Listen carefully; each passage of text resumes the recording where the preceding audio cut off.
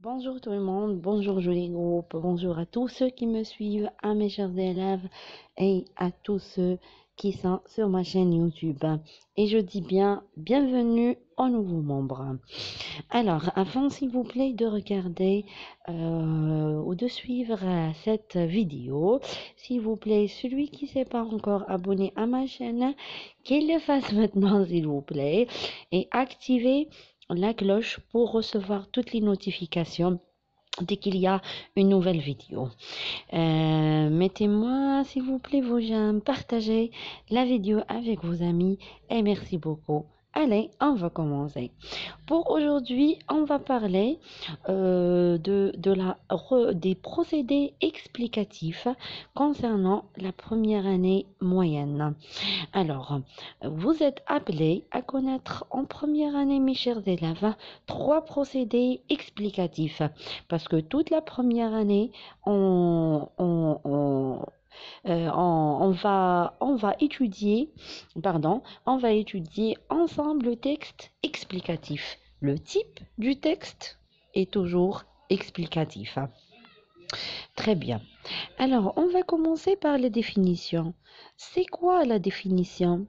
La définition, c'est donner la signification du mot. Qu'est-ce qu'il signifie? Qu'est-ce que c'est?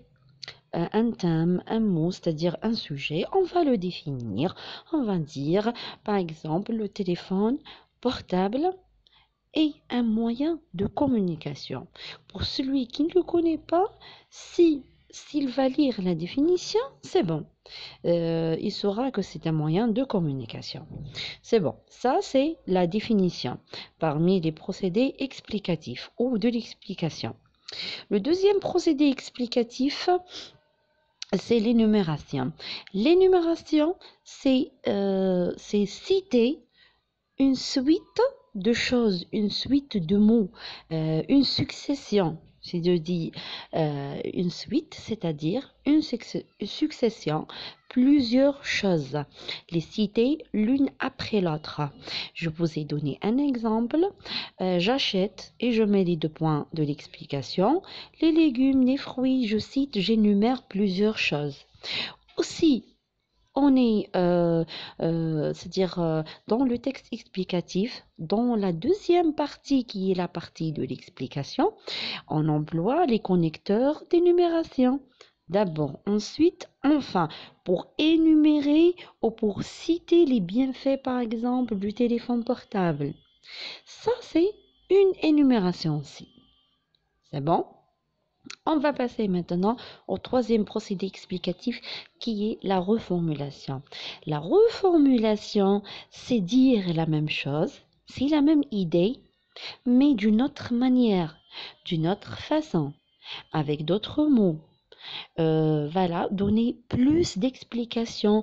Par exemple, si on donne une phrase et elle est un petit peu ambiguë, elle n'est pas bien comprise, elle est incomprise, alors on est appelé à donner plus de détails, à donner le même contenu, la même signification, la même idée, mais d'une autre manière. D'accord? On est bien d'accord, mes chers élèves? On est bien d'accord? Très bien. Par exemple, le sport est nécessaire pour notre corps, c'est-à-dire par le biais déjà des deux expressions qui sont envers mes chers élèves, c'est-à-dire, autrement dit, par exemple, le sport est très nécessaire pour la santé, c'est-à-dire qu'il nous permet d'entretenir les muscles ou avoir une alimentation. Il faut par exemple avoir une alimentation équilibrée. Autrement dit, il faut consommer ou il faut manger tous les aliments modérément. Ça, c'est la reformulation. Apprenez juste les deux expressions qui sont envers. Si on vous demande par exemple de souligner la reformulation, vous soulignez à partir de autrement dit ou c'est-à-dire jusqu'à la fin de la phrase. C'est la partie de la reformulation. N'oubliez pas toujours de partager le contenu s'il vous plaît, d'activer la cloche. Une autre fois, je fais un petit rappel. Je vous adore très, très, très, très fort. Mouah. Bisous à tout le monde et à la prochaine vidéo. Bonjour.